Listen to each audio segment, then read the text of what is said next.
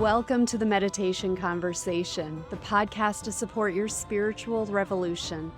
I'm your host, Kara Goodwin, and today I'm so excited to have Sally Knopp joining for another appearance. Sally's been my guest a number of times on the podcast, and she always has some wonderful insights and stories to share. She's constantly in a state of exploration when it comes to consciousness and energetic healing, and she's passionate about getting her insights out to others so everyone can benefit. Sally's a multidimensional explorer and energy healer who's blended renowned modalities to create a powerful healing experience for those needing energy healing or for energy healers wanting to easily remove some sometimes hidden blockages to become even more effective. And this episode talks a lot about manifestation, the Akashic records, and using associated remote viewing. And she has some amazing stories about using the Akashic records and using manifestation. So there's some great advice as we get through this about how you can improve your own practices and utilize these tools for yourself. So we'll dive into that after I quickly mention something I am so excited about. You know, I love homeopathy, and I'm particularly fond of Best Made homeopathic remedies. Well, I just discovered that Best Made has a homeopathic pet division, can you believe it, called Healthy Animals Forever. Through episode 291 with Lisa Tully, I learned so much about homeopathy for animals, and I'm so excited now to have found Healthy Animals Forever as a trusted source for my pet's health. I am digging into this treasure trove of remedies for gently and naturally bringing my pets into holistic wellness. So use the link in the notes to try Healthy Animals Forever for yourself and use code KARAG10 for 10% off. And likewise, that code KARAG10 will get you 10% off at Best Made homeopathic remedy for the people in your life too. And now enjoy this episode. Thank you so much for being here, Sally. I love having you on, my friend. Oh, thanks for having me, Kara. It's awesome to be with you and your listeners. Thank you. So every time you come on, there's been some up-leveling, and this is one of the things that I love so much is that we were talking right before I hit record. Everybody's got their modality. They've got their sort of focus of what they're on, and you're always in this state of constant evolution, which I really resonate with too, because I love having all these tools at my disposal, and I like to try new things, and I find a lot of value in a lot of things rather than like my fixed points of, although I always have meditation where I'm always like, yeah, that's my foundation. But anyway, so there's been a lot that's come up for you. And in terms of your own experiences and the way that you're seeing that can help other people, which is why you're here today. We have a couple of things that we want to hit on, like manifestation and the Akashic records and how that's working with associated remote viewing. So these are all topics I'm fascinated by. So let's start with the manifestation piece. How have things changed for you lately in terms of manifestation in your understanding and practice? Oh, it has been such a wild journey. I felt like I was it Mr. Toad's Wild Ride lately? Oh my goodness. I think I'm always looking because I've always looked at the most simplest way, the most direct way to accomplish anything. And I've always felt from early on, do I really need to stand on one foot and quack like a duck at a certain time of the day facing east? Or is there an easier way to do it? Because I could see the simplicity of the universe. It's almost like this great orchestra. And even though all these pieces are playing, it's also very simplistic. And so it's always that constant search. But does it have to be that difficult? Do I have to sit on a mountaintop and say Om for 30 years before I can level up? Or is there an easier way to do that? And I have found, especially as baby boomers and earlier generations, that we are looking for the most direct route, the simplest way to get to something, because we're a society of instant gratification. Now, So how do we take where we are and then level that to where we would like to be without losing a large segment of the population in the wearing down of learning these new modalities? And I have to say, I don't know if any of your listeners listen to a man he calls himself John of New. And he's a really interesting character. He had a QHHT session. He had a session that took him back to knowing Yeshua. And he just talks from his own perspective and what he has gone through and evolved. But he said one thing. He was like, it is actually very simple. You just need to get to a place of non-resistance. And in that space of non-resistance, all things are possible. And that was his takeaway. And as a QHHT practitioner, I'm like, golly, I have heard that over and over to the point where it just hits me over the head. Like, sometimes Sally can be a little thick. And what part are you not getting here? It's like the universe is coming through this other person. It's coming through my clients. And I'm like, okay, where do I need to focus? And it is very simple. It's what you think about, you bring about. I know I've said it over and over, but you have to be in a place of non-resistance. And so when you break it down and you look at the quantum field, and that every thought imprints the quantum field, what you project out, that thought is a projection out. That emotion is giving it fuel. The universe is a mirror, and it will reflect back to you that very thing that you are projecting out. So if, say, for example, you get to a place, and I just did a video yesterday on that, if you get to the point where you've, quote, done all the things for manifesting, but you're still stuck, you're not moving forward, you're not sliding back, you're in a place of stagnation. So what does that look like? So you have to step back and ask yourself, what's going between my ears? What am I thinking about? When you're sitting there saying, I'm ready, guess what's going to happen? The universe is going to have you in a perpetual state of you're ready. You're projecting out that I'm ready, but it's not in a place of I am receiving. So if you want to break it down to the simplest form, you have to not have an invested emotional outcome to whatever that answer is. Because, say, for example, a client I just recently worked with, her husband was cheating on her. So she had a vested outcome into the answer. And for her, that is denial. That denial became an energetic block for the truth that she said she was ready for.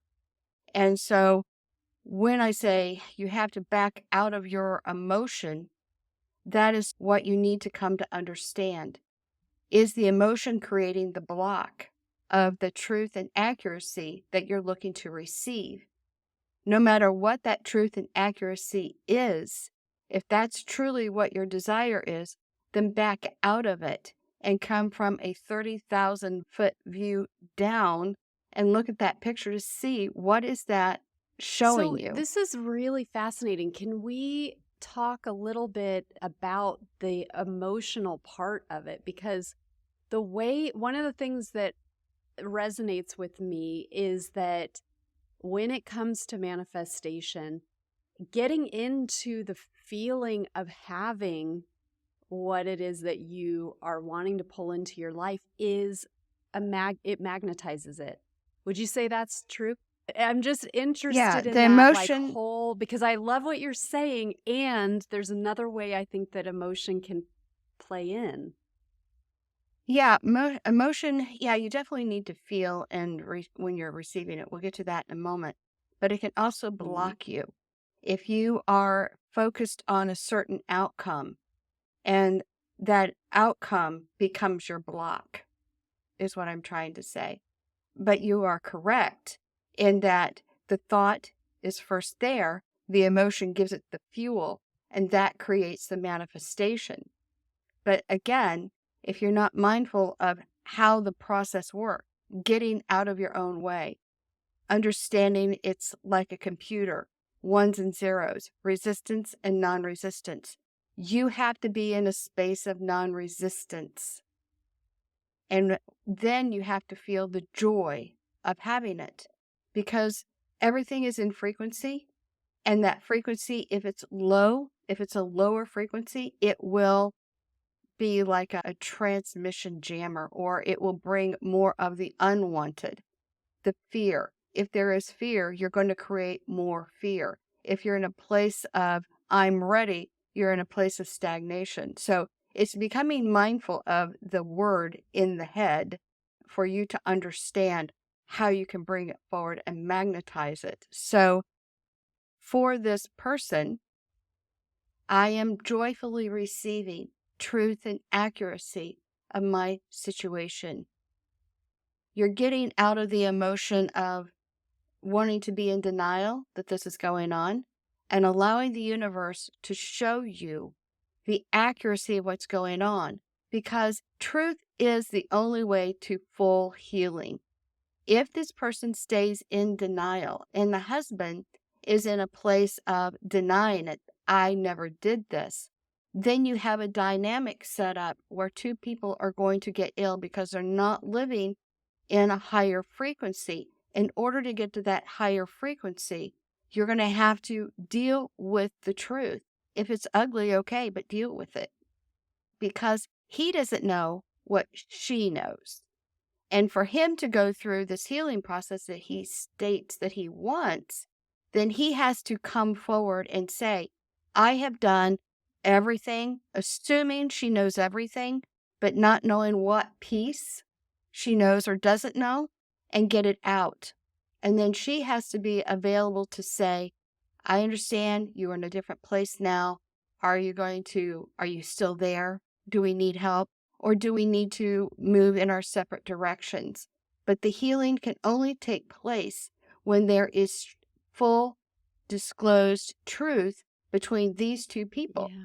And they can't get there if they are lying to themselves and lying to each other. Yeah. So emotion can generate it, or it can also block One thing it. that comes up too as you're talking about this, the role of living a more transparent life, whether that is the self-denial, that if there's things that like we don't know if we actually want to know the truth, or if it's we don't want other people to know the truth about ourselves.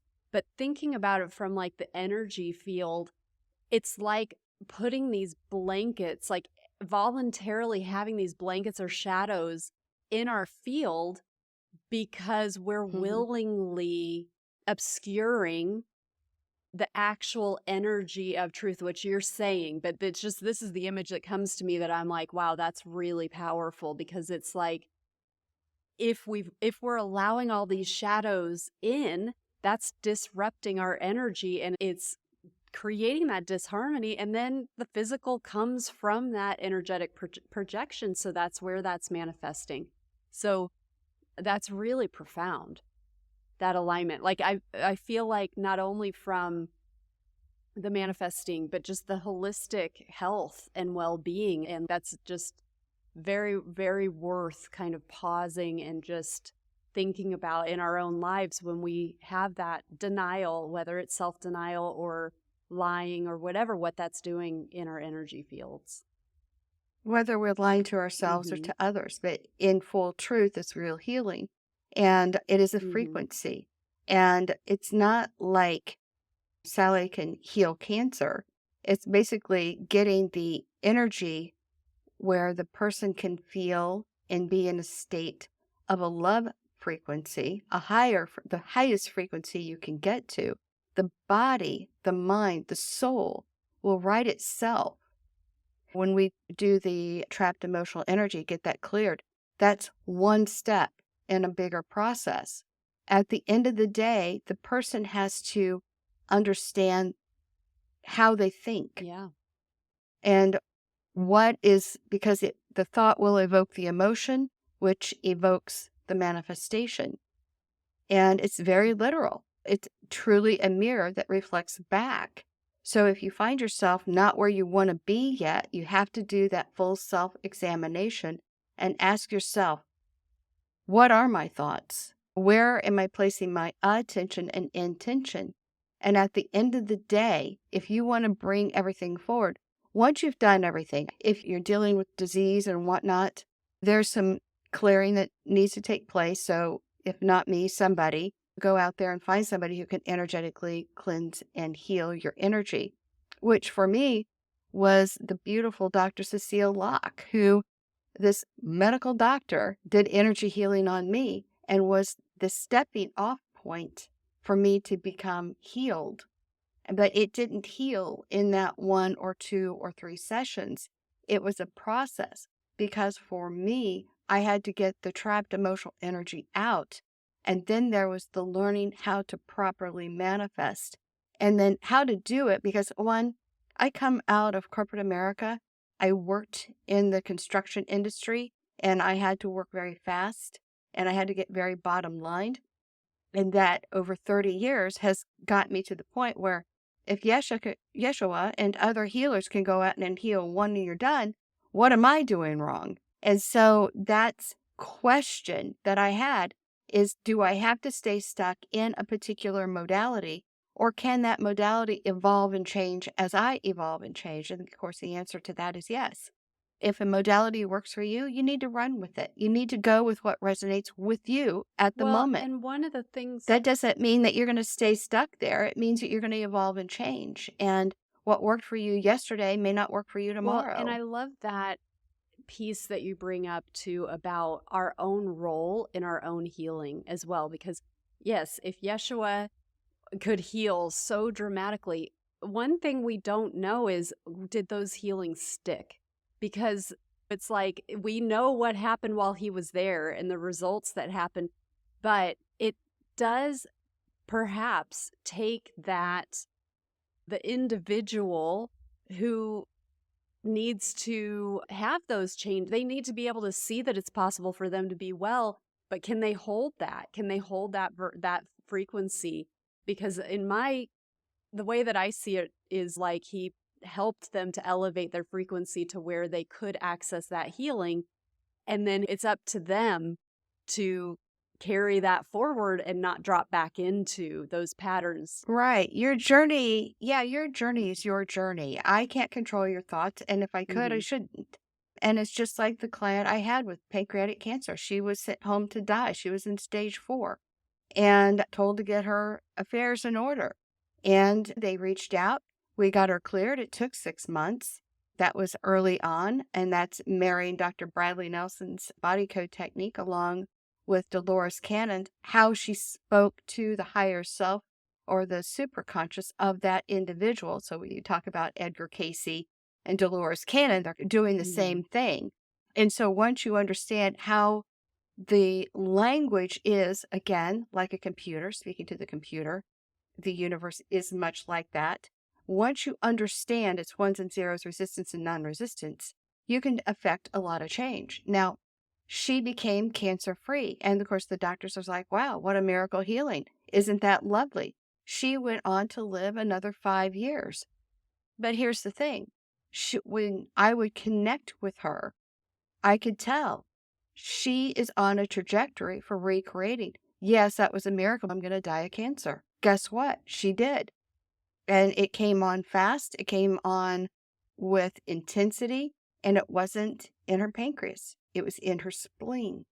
She was so determined through her thoughts and her emotions and so certain, I know that this is going to happen. So if you think about it in that terms, you're really looking at what they call a quantum foam, where you can have all these trajectories, but where your energy is focused is where you will end up. That will be reflected back to you. So you might have all these options and doors in front of you, but if you're moving toward one door, these other doors become less likely that you actually go through. And so for her, I could not say enough what you think about bring about. Get to the place of non-resistance, and then your body will right itself. It will stay healed. You can self-heal. Your thoughts, literally, like Dr. Bruce Lipton says, are not only killing you, but they can actually heal you. And it is getting down to the basic, getting into non-resistance. That means detaching from the emotional outcome of wherever it is you're going, because your fears will morph what the trajectories are.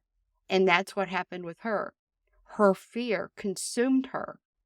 If she could have been out of a place of fear and been in a place of love and joyfulness and peacefulness, her body would not have recreated the thing that she feared. So she was in resistance. So emotions are like this. Fears, whether it's worry, anxiety, frustration, any negative emotion is based in its root of fear. That is your resistance energy. Love, laughter, happiness, joy, peacefulness, those are emotions of non-resistance. And you make a good point. Meditation works well for a lot of people, but there are people like me where meditation doesn't really work, or so we think. But there are 2 times of the day that they do work, and that's as you're going to sleep at night and as you're waking up, because you're in a higher theta state, lower alpha state. And in that moment, you can program whatever it is that you desire, and the easy way to do it is right here, right now. Are you ready? Absolutely. I am joyfully receiving, and then you fill in the blank. And you stay with it. I am joyfully receiving all the abundance the universe has to offer me. I am joyfully receiving peace and abundance. I am joyfully receiving God's source energy flowing through my mind, my body, my soul, my spirit. As you're going to sleep at night, you can say, I am joyfully receiving a full night's sleep. God, fill this room with rest and allow me to sleep through the night. You are in the now. I am. And that's what it comes down to. You are not in a place of resistance because you're already dipping into a deeper alpha state, a lighter theta state, because that's the place you need to go. That's where we go when we meditate. So you're there twice a day naturally. That is our natural state. And we're actually in that state for the first 7 years of our life, by the way, which is why children are so creative. And then when you are there, that is what you say. You say it at least 3 times. Not so much that there's any juju to it, as much as you are programming the subconscious mind for success, health, and wealth. I love it. Thank you for sharing that. So I think bottom line, we've got the affirmation to work with when we're falling asleep, when we're waking up, and understanding the 2 roles of emotion. So clearing out the resistance, identifying what the resistance is, clearing that out so that it doesn't get in the way of what we want to manifest, and then also tuning into the emotion of what's it like to be in this state of this future state that I desire, that I'm pulling in. What does it actually feel like to be in that? And then to use that kind of feeling to attract. Yeah, because in quantum physics, they talk about the thought imprints the quantum field. So when you think about something, you already have it set. So if you can place your perception from the point of view that it's already yours, because the very nature of the thought imprints the quantum field, then by the joyful emotion that that desired thing fills you with, the joyfulness of it, the peacefulness of it, gives it the energy, the fuel to create it in the now moment. But if it evokes a fear energy, the fear of lack, you've just shoved it away. So you have to say, I can be fearful, but I'm going to do that later. Right now, I'm just going to feel the joy up. Beautiful. And eventually the fear will break away because you'll become less focused on it as the results begin to manifest fully in your life. Beautiful. Thank you, Sally. So let's move over to the topic of the Akashic records and how this relates to associated remote viewing. That was astounding when I went through all of that. My goodness. So I've always been interested in the Akashic records since I became a fan of Edgar Cayce. And when Dolores Cannon came around and I saw that she was putting people in the theta state, I understood that's exactly where Edgar Casey was. And they talked about the Akashic records. So as you look at the people, the Law of One, and all these other gurus out there, you begin to understand all answers are in the theta state, or at least the lower alpha state, again, being in the non-resistance. Because when you're in theta, you're not generating the fear emotions. You're just kind of blissed out. So when you're blissed out, then you understand that all things become to download into your mind. Again, I'm always trying to simplify the process. Do I have to go see my QHHT practitioner and lay down in 4 hours and fight my anxiety and whatnot, when I can just actually sit down and just clear my mind, and as you said, through meditation or through that period of going to sleep or awake.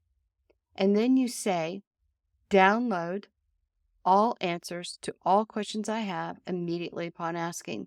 Now, there is a setup to that because you don't want to just bring in any radio frequency. You don't want to be Arecibo out there and picking up the violet channel. You want the God source energy channel. So for me, I work within my own belief system that surrounds me with divine angelic protection. And I think a lot of manifestors do that too. They want to be their guardian angels, their guides to surround them. And so I just envision that room because remember, the thought creates the reality.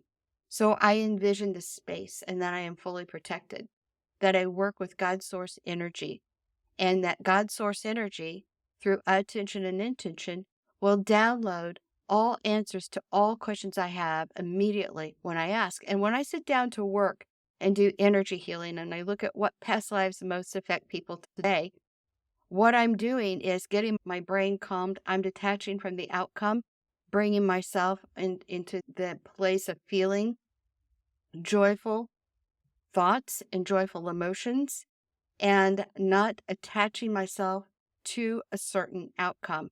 And some of the things that you can find are pretty astounding. And I shared with you, just to give you an example, in that run up, I wanted to do what we call, there's remote viewing, which is very technical. And that is what the government has done over the years.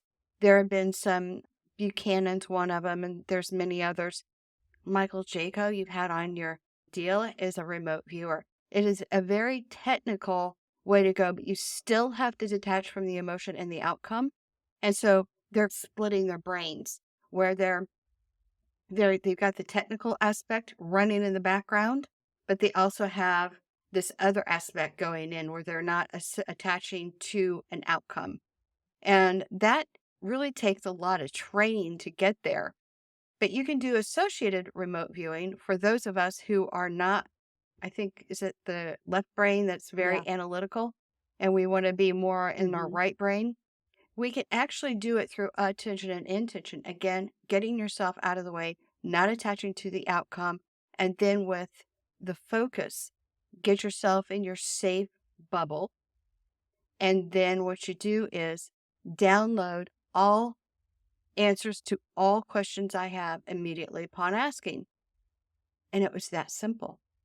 Because once I had that realization just a couple of months ago or 3 months ago when I reached out to you and said, oh my gosh, you're not going to believe what happened, I was able to solve a bit of a family mystery. So I have a 4 times great grandfather that we could not find. Now we know he's around because we have the land records. We have his name, and when he sold land, we have the will, we have all of this. And yet our family history goes dark with this guy. And so working with my sister, who is Susan Crandall, and she's a writer. She wrote Whistling Past the Graveyard and a lot of other titles. So she's going to be writing this epic journey, which is that real thick book, because it's the story we heard growing up of our family who survived a massacre and came up. It's just an amazing story. It's an American story because it starts right before the American Revolution up to today.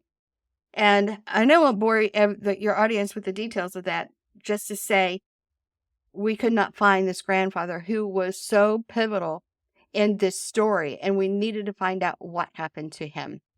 And so I said, okay, let's just try this new method. I just need to do it and exercise it. And my sister's pretty analytical, but then she does have this creative side. She's open. And so we sat down and I tuned in, just like I said, I tuned into him by stating his name over and over in my mind after I've got myself in my safe angelic space. And then I said, download all answers to all questions I have about this. And I started getting all this information. I was actually connecting with him. And then when we would ask certain questions, the information just stopped. It stopped. And like, he does not want to talk So about what it. kind of But questions was he willing to, or not he, but was willing to come through, and then what stopped? That's so interesting. apparently he turned out to be quite a nefarious hoodle doer. And Oh my goodness, a hoodle doer, you don't say. yeah, he was not the nicest man, apparently. And it really surprised me because you have this idea of your ancestors and they went through the American Revolution. They were pivotal in Cornwallis's demise at Yorktown. And they ended up with land grants as appreciation, all this. And you want to figure out, why does the story go cold with this one guy and picks up with everybody Yeah. else? And so it didn't make any sense. And I'm thinking the first step is to connect with him. And so, yeah, he's really willing to talk about it. But you start asking him the hard questions. Oh, no, we're not talking about that. Mm. No way. So I'm like, okay, every thought, every action considered by every human being is stored in the Akashic records.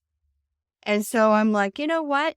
I'm going to bypass you and I'm going to go to your Akashic records and see what I can see. Now, Okay, so the that man helps me. obviously I misunderstood. So you had been connecting with him first first. before you went to the Akashic Mm-hmm. records. And then, okay, and Mm-hmm. then you were Mm-hmm. like, all right, you're not giving me the info. Gotcha. I'm with you. But even there, you still have to have respect. It's not a place to go spying. And this is something I want to make very clear. You're not going to be able to use it for spying on somebody else.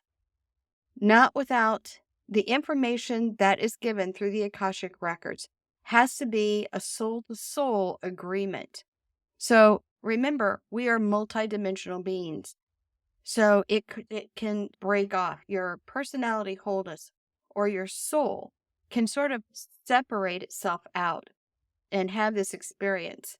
Now, I think this grandfather I had didn't really fully absorb back into the other space. I think he was been busy haunting the land, this area where he wow. was, right?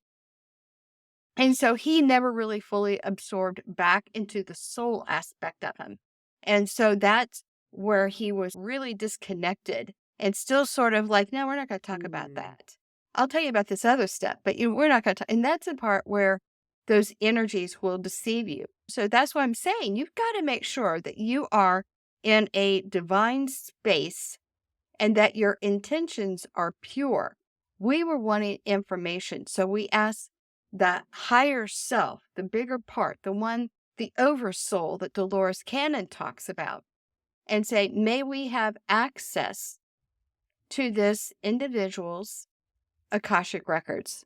And I got yes. And so, okay. And the reason we're accessing it is when we want information. But again, for me, I don't want my 4 times great grandfather out haunting somebody. It would be nice if we can get him energetically cleansed and healed so he can move on and get back to where he needs to go. And over time, I think that takes place. But anyway, we could debate that 6 ways to Yeah. Sunday and have a whole other show Right. on there. But once I got permission from his higher self to look into the Akashic records, that's where the information began to flood in. That's the email I sent you. Oh my gosh, you're not going to believe what happened. Because what took place is Susie and I were doing our Zoom call. I'm getting all this information and like, oh my God, this is not somebody I want to even associate with. The information was just like I had to stop 3 or 4 times connecting into his Akashic records because I was horrified with what I was discovering about this character. So anyway, I go in, I connect with my 3 times great grandfather. And all of a sudden, I have this download of information. And I'm telling my sister, we have this all on video. One day, I will probably get it out there, but this is going to turn into a book. So I can't really get much of that out there right now. I might put little excerpts of it out. I said, I know where he is. He buried him at Mount Zion. And that's a place in Fishers off 106th Street in Indianapolis. And that's where my family is from, that whole area of Fall Creek. I've got a grandfather on almost every plot of land. But I found he is there. I told my sister that why we can't find him is because he is there. And she goes, really? But we know of all the gravestones. And on the list, they made the list of graves based on the stones that they found, like in the 30s. This guy died like in 1857. So there's been a long time that has passed. Even before the Civil War. And I said, my goodness. yeah. So the church that was there on the property dissolved a long time ago. Nobody knows where the records are. And so you're like, how am I going to find this guy? Because the records for that cemetery are incomplete. And so I said, you're going to have to download. And so I connected with my 3 times great grandfather, the son of my 4 times great grandfather. I said, where is he? And he's there. And I said, I got to go through the gate and just to my right. And so I kept telling my sister that the first day it was warm enough to go out to the cemetery.